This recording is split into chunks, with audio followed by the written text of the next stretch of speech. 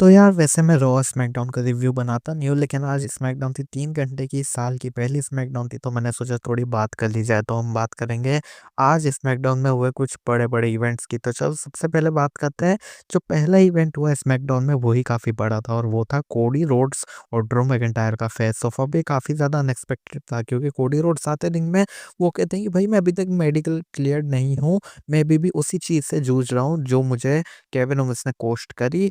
अब वो कहते हैं कि भाई 1 महीने बाद रॉयल रंबल है और वहाँ पे ऊपर चैंपियनशिप लटकी होंगी, लैडर मैच होगा, ये सब वो बोल ही रहे होते हैं। उतने में हम देखते हैं कि ड्रू मैकिंटायर आ जाते हैं बाहर। ड्रू मैकिंटायर आते हैं, वो भाई बीच थीम सॉन्ग जैसे ही उनका चल रहा होता है ना, उसी में वो रिंग के अंदर आके ड्रू मैकिंटायर हग कर लेते हैं कोडी रोड्स को। ये काफ़ी ज़्यादा शॉकिंग था, मेरे लिए नहीं, वहाँ के क्राउड के लिए भी, क्योंकि क्राउड का रिएक्शन भी ऐसा आता है कि भाई ये क्या हो गया मतलब।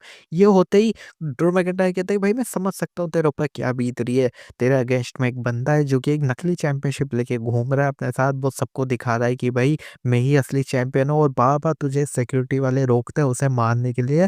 मैं समझ सकता हूँ कि ये डब्ल्यूडब्ल्यूई ऑफिशियल्स कितना काम खराब कर रहे हैं तेरा, ये मेरे साथ भी हो चुका है। तो भाई कोडी रोड्स ये सब तो समझते नहीं है, वो कहते हैं कि भाई तुझे क्या चाहिए? तुझे मैच चाहिए? तुझे हमला चाहिए? तुझे क्या चाहिए? मैं समझ गया तू मेरी सेफ्टी की बात कर रहा है, लेकिन तुझे चाहिए क्या? तू ये बता दे। तो ड्रू मैकिंटायर कहते हैं भाई मुझे कुछ नहीं चाहिए तुझसे, मैं बस ये चाहता हूँ कि तू तेरी बैक को वॉच करे, तू तेरा ध्यान रखे और तेरे साथ कोई ना कोई होना चाहिए जो तेरी रक्षा कर सके, जो तेरी बैक को वॉच कर सके। कहीं न कहीं को ड्रू मैकिंटायर दिखाना चाहते थे कि भाई वो कितने ज़्यादा फ़ील करते हैं कोडी रोड्स के लिए।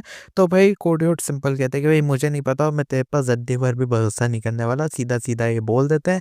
उसके बाद हम देखते हैं ड्रू मैकिंटायर जैसे ही जाने लगते हैं, वो एक बार और बोलते हैं कि वॉच योर बैक। हम देखते हैं पीछे से अटैक कर देते हैं केविन ओवेंस। केविन ओवेंस जैसे ही अटैक करते हैं, ऑफिशियल्स फिर से बाहर आ जाते हैं और फिर से इनके बीच सुलह करा देते हैं। तो भाई इनका तो इसी तरह से चल रहा है फिलहाल जो भी चल रहा है, और क्या चल रहा है पता नहीं भाई, लेकिन कमाल का चल रहा है। इसके बाद जो अगला बड़ा इवेंट होता है वो होता है पॉल हेमन का सेगमेंट, जिसमें उन्होंने काफ़ी टाइम बाद बहुत सारी बातें करी रिंग के अंदर। अब देखो पॉल हेमन आते हैं, वो कहते हैं कि भाई वो पूरी स्टोरी बताते हैं किस तरह से मैंने रोमन ने सोलो को कंपनी में लाया, उसको ट्रेन करा, उसको अपने ट्रेन ही इस तरह करा कि भाई जब भी रोमन रेंस नहीं रहेगा, इन द सेंस जब भी वो स्टेप डाउन करेगा अपने ट्राइबल चीफ वाली पोजीशन से, तो अगला जो ट्राइबल चीफ होगा वो होगा सोलो सिकोआ। ये बात हमारी पहले से माइंड में थी, हमने उसे हमेशा से इसी तरह से करा ट्रेन। लेकिन सोलो सिकोआ ने गलत हरकत करी, उसने फ़ायदा ये उठाया कि जब रोमन रेंस का ध्यान था सेथ रॉलिन्स पे, जब कोडी रोड्स ने उसे हरा दिया था रेसलमेनिया में, तो उसने वो उला फाला चुरा ली। ये काफ़ी गलत करा उसने, और वो एसओबी का भी यूज़ करता है, मतलब सन ऑफ तुम जानते ही हो, ये यूज़ करते हैं वो। बाकी वो कहते हैं कि भाई हमारे जो ट्रायंगल कॉम्पैक्ट होने वाला है उसमें बैंड बजा के रख देगा रोमन रेंस सोलो सिकोआ की। हम देखते हैं सोलो सिकोआ आ जाता है, सोलो सिकोआ आता है तो भाई पॉल हेमन कहते हैं कि भाई मैं मेरा वो हाल नहीं करवाना चाहता वापस से जो तुमने मेडिसन स्क्वायर गार्डन में करा था। मतलब ऑब्वियसली आते हैं, अनाउंस टेबल के थ्रू जो पटका था वो कैसे ही भूल सकते हैं पॉल हेमन।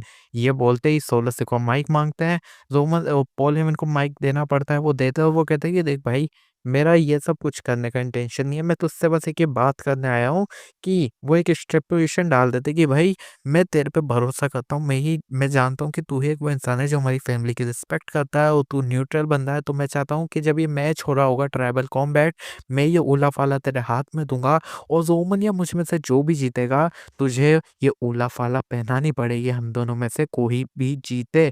रोमन के लिए वो अगर लगाते हैं, लेकिन खुद के लिए वो बोलते हैं कि जब मैं जीतूँगा, तो कहीं न कहीं भाई एक और नई स्टिपुलेशन डल चुकी है कि भाई पॉल हेमन के हाथ में रहेगी उला-फाला, और अगर गलती से पॉल हेमन पहना देते हैं सोलो सिकोआ को, जब सोलो सिकोआ जीतेंगे तो काफ़ी बड़ा पंगा हो सकता है, तो देखना इंटरेस्टिंग होगा क्या होता है क्या नहीं। बाकी हाँ, हम आगे चलते हैं तो हम देखते हैं कि भाई मैच होता है नाओमी और नाया जैक्स के बीच में, और यहाँ पे टिफनी स्ट्रैटन ने कर दिया है सक्सेसफुल कैश इन और वो फाइनली बन चुकी है विमेंस चैंपियन। तो देखना इंटरेस्टिंग होगा, रेसलमेनिया में मेरे ख्याल से वो द चैंपियन ही प्रोग्रेस करेंगी और उनका अपोनेंट भी कहीं न कहीं मुझे लग रहा है कि कौन हो सकता है, बाकी उसके बारे में बात नहीं करते।